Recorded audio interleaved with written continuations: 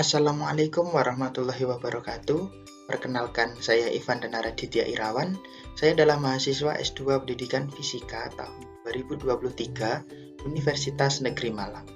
Pada kesempatan kali ini, saya akan mempresentasikan tutorial analisis statistik dengan menggunakan uji T berpasangan atau paired sample t-test. Untuk presentasi kali ini ada dua metode. Yang pertama menggunakan Excel dan yang kedua menggunakan SPSS. Sebelum kita memulai analisisnya, penting untuk kita mengetahui apa itu paired sample t-test atau uji T berpasangan.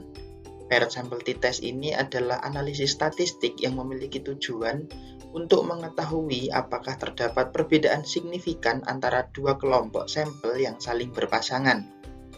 Saling berpasangan di sini yang dimaksud adalah terdapat dua kelompok data yang berasal dari satu sampel. Misalkan, ini adalah data dari hasil tes awal dan juga tes akhir. Kemudian analisis paired sample t-test ini merupakan analisis statistik parametrik sehingga memerlukan uji prasyarat analisis yaitu uji normalitas dan uji homogenitas. Ini adalah data analisis dari pretest dan posttest 30 siswa, dan untuk datanya ini adalah data penelitian yang memiliki tujuan untuk mengetahui apakah terdapat perbedaan pemahaman konsep siswa antara sebelum dan sesudah penggunaan modul elektronik dengan pendekatan STEAM berbasis web. Dan pada data ini dapat dilihat, ini adalah datanya, terdapat 30 siswa, kemudian ada nilai pretest dan posttest. Nilai pretest ini adalah sebelum diberikannya modul, dan untuk nilai posttestnya adalah sesudah diberikannya modul. Selanjutnya hipotesis penelitian. Dalam pengujian ini ada dua hipotesis. Yang pertama adalah H0, yaitu tidak terdapat perbedaan signifikan pemahaman konsep siswa antara sebelum dan sesudah penggunaan modul elektronik dengan pendekatan STEAM berbasis web. Kemudian HA, terdapat perbedaan signifikan pemahaman konsep siswa antara sebelum dan sesudah penggunaan modul elektronik dengan pendekatan STEAM berbasis web. Kemudian menentukan kriteria pengujian. Untuk kriteria pengujiannya ini nanti ditentukan dengan nilai p-value. Ketika p-value-nya itu kurang dari 0,05, maka H0 ditolak, yang artinya terdapat perbedaan signifikan pemahaman konsep siswa antara sebelum dan sesudah penggunaan modul elektronik dengan pendekatan STEAM berbasis web. Kemudian jika p-value-nya lebih dari 0,05, maka H0-nya diterima, yang artinya tidak terdapat perbedaan signifikan pemahaman konsep siswa antara sebelum dan sesudah penggunaan modul elektronik dengan pendekatan STEAM berbasis web.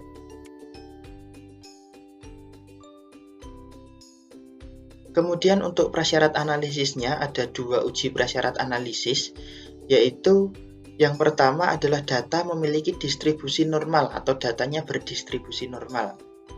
Untuk pengujian ini dapat dilakukan dengan menggunakan SPSS. Nah, untuk penarikan kesimpulannya, apabila nilai signifikansinya kurang dari 0,05, maka datanya tidak berdistribusi normal. Dan jika nilai signifikansinya itu lebih dari 0,05, maka datanya berdistribusi normal. Kemudian sama halnya dengan uji normalitas tadi, uji homogenitas ini juga dilakukan dengan SPSS, dan tujuannya adalah untuk mengetahui apakah kedua kelompok data ini homogen atau memiliki variansi yang sama. Nah, untuk penarikan kesimpulannya, jika nilai signifikansinya kurang dari 0,05, maka datanya tidak homogen. Tapi jika signifikansinya lebih dari 0,05, maka datanya homogen. Kemudian untuk analisis uji prasyaratnya kita lakukan dengan menggunakan SPSS dengan tutorial sebagai berikut. Baik, ini adalah tampilan dari data SPSS. Sudah kita kelompokkan. Yang pertama adalah data pretest, terdiri dari 30 siswa yang sudah mengerjakan tes awal. Kemudian ada posttest juga terdiri dari 30 siswa yang sudah mengerjakan tes akhir. Kedua kelompok data ini dapat kita gunakan untuk mencari apakah datanya berdistribusi normal atau tidak. Kemudian untuk uji homogenitas, kita kelompokkan datanya menjadi satu kolom, yaitu pretest dan juga posttest. untuk pretestnya kita beri kode di kelasnya adalah 1, kemudian untuk posttestnya kita beri kode 2 seperti yang dapat dilihat pada layar ini. Kemudian kita perlu mengubah value pada variabel kelas. Nah, ini value-nya. Ketika angka 1, maka ini adalah nilai pretest. Kemudian ketika angka 2, maka merupakan nilai posttest. Dan untuk desimalnya kita ubah menjadi 0. Kemudian kita lihat di data view, maka sudah berubah. Urutan 1 sampai 30 adalah nilai pretest, kemudian 31 sampai 60 adalah nilai posttest. Kemudian kita mulai analisisnya. Untuk uji normalitas yang pertama ada click analyze, kemudian descriptive statistic, ada explore.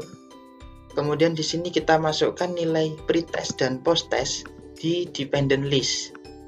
Dan untuk plotnya, di sini kita klik normality plot with test, kemudian continue dan oke. Nah, di sini akan keluar hasil dari uji normalitas. Yang pertama adalah deskriptifnya dari masing-masing kelompok sampel, dari pretestnya memiliki rata-rata, kemudian median, variance, hingga nilai minimum dan maksimumnya. Namun yang terpenting dalam uji normalitas ini adalah pada tabel ini, test of normality. Karena kita menggunakan 30 sampel, jadi kita menggunakan yang Shapiro-Wilk. Nah, di sini kita peroleh bahwa untuk nilai pretestnya, nilai signifikansinya itu 0,084. Dan untuk posttestnya, nilai signifikansi itu 0,163. Dari sini dapat kita lihat bahwa data pretest dan posttest ini keduanya berdistribusi normal karena sama-sama di atas 0,05. Ketika data berdistribusi normal, maka kita harus melakukan uji prasyarat analisis yang kedua, yaitu uji homogenitas. Dan untuk uji homogenitas ini kita menggunakan click analyze, kemudian ada compare min. Setelah compare min ini ada one way ANOVA. Nah, di sini kita perlu memasukkan untuk dependent list-nya adalah nilai yang gabungan antara nilai pretest dan posttest tadi. Kemudian untuk kelasnya atau kodenya 1 dan 2 tadi masuk ke faktor. Kemudian kita klik option, kita klik homogeneity of variant test dan continue.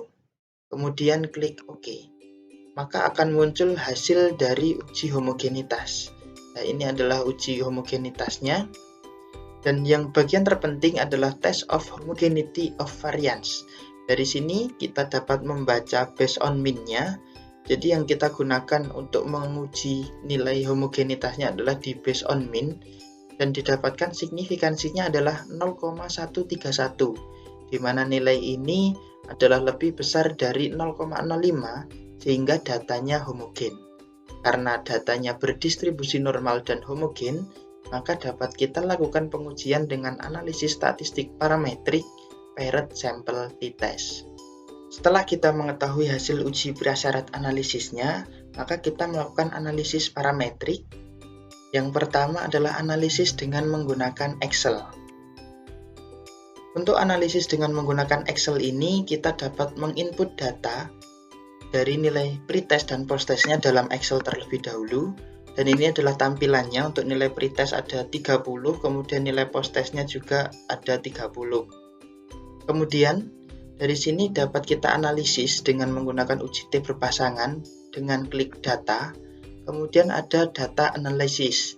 Jika ini belum muncul di Excel, maka untuk memunculkannya kita bisa klik file, kemudian more, option, kemudian akan muncul add insert.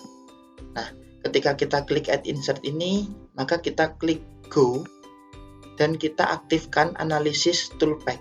Nah, di sini nanti ketika analisis toolpath-nya aktif, maka akan muncul data analisis di sini. Kemudian kita klik data analisisnya, kita pilih paired sample t-test. Ini ada banyak jenis tes dan di sini kita memilih t-test paired to sample for means. kemudian klik OK. Nah, di sini kita perlu memasukkan variabel 1 range-nya. Ini mulai dari data pertama untuk nilai pretestnya sampai dengan data ke-30. Baik, ini data ke-30. Kemudian oke, dan untuk variabel keduanya ini adalah nilai post-testnya mulai dari data pertama sampai dengan data ke-30. Baik. Kemudian untuk output range-nya kita dapat klik di mana kita akan meletakkan hasilnya nanti. Misalkan kita klik di sini, kemudian kita oke, output range-nya, dan untuk alfanya kita tetap 0,05. Kita klik OK, maka akan muncul hasil dari t-test paired to sample for means. Nah, di sini bagian terpentingnya adalah ini adalah nilai P-nya. Kita beri tanda. Baik. Nah, dari sini kita bisa membaca apakah hasil nilai t-testnya ini menunjukkan pengaruh yang signifikan atau tidak.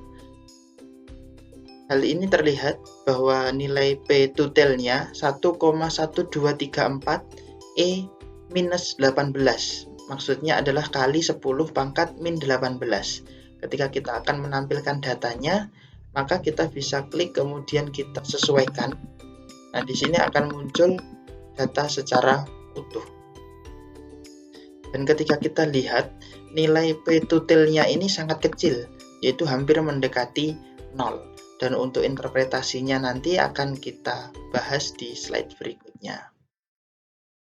Baik, ini adalah interpretasi hasil dari uji T berpasangan yang sudah kita lakukan dengan menggunakan Excel tadi. Dapat kita lihat bahwa untuk t-test P paired to sample for means-nya, kita lihat untuk nilai P untuk totalnya adalah sebesar 0,0000 sampai di sini 1123. Di sini kita lihat bahwa nilai ini adalah hampir mendekati 0. Dan ketika ada dua cara untuk penarikannya, yaitu ketika p-value-nya, ini totalnya ini kurang dari 0,05, maka H0-nya ditolak atau terdapat perbedaan signifikan pemahaman konsep siswa antara sebelum dan sesudah penggunaan modul elektronik. Tapi ketika p-value-nya ini lebih dari 0,05, maka H0-nya diterima. Nah, dari sini kita lihat bahwa nilai 0,0000 sekian ini kurang dari 0,05, maka kesimpulannya adalah H0-nya ditolak atau terdapat perbedaan signifikan antara pemahaman konsep siswa sebelum dan sesudah penggunaan modul elektronik dengan pendekatan STEAM berbasis web. Selanjutnya adalah pengujian uji paired sample t-test dengan menggunakan SPSS. Untuk langkah-langkah pengujiannya dapat kita lihat pada tutorial sebagai berikut. Dengan menggunakan SPSS, kita bisa menggunakan tampilan data untuk uji awal pretest dan post-test tadi.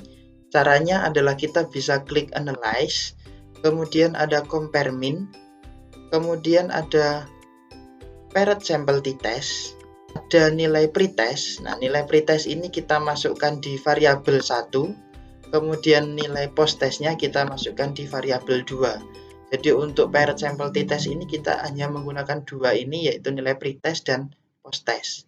Kemudian kita klik OK, maka di sini akan muncul hasil dari paired sample t-test. Yang pertama ini adalah paired sample statistiknya, mulai dari berapa rata-ratanya dari masing-masing nilai pretest dan post-test, kemudian berapa jumlah sampelnya, berapa standar deviasinya, hingga error means-nya berapa. Kemudian ini adalah korelasi antara data pretest dan post-test. Dan untuk hasil yang terpentingnya, ini adalah paired sample t-test. Kita bisa lihat di signifikansi totalnya, di sini diperoleh kurang dari 0,01. Nah, hasil ini akan kita interpretasikan dengan cara penarikan kesimpulannya. Baik, ini adalah hasil dari paired sample t-test tadi. Kita lihat bahwa nilai signifikansi totalnya di sebelah sini adalah kurang dari 0,001, dan dapat kita ketahui bahwa ketika p-value-nya atau signifikansinya ini kurang dari 0,05, maka H0-nya ditolak. Dan apabila p-value-nya ini lebih dari 0,05, maka H0 ini akan diterima.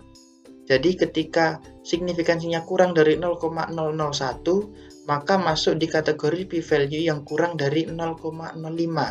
Sehingga kesimpulannya adalah terdapat perbedaan signifikan pemahaman konsep siswa antara sebelum dan sesudah penggunaan modul elektronik dengan pendekatan STEAM berbasis web. Sekian presentasi dari saya mengenai tutorial untuk uji analisis statistik paired sample t-test dengan menggunakan Excel dan SPSS. Apabila ada kesalahan mohon maaf. Terima kasih. Wassalamualaikum warahmatullahi wabarakatuh.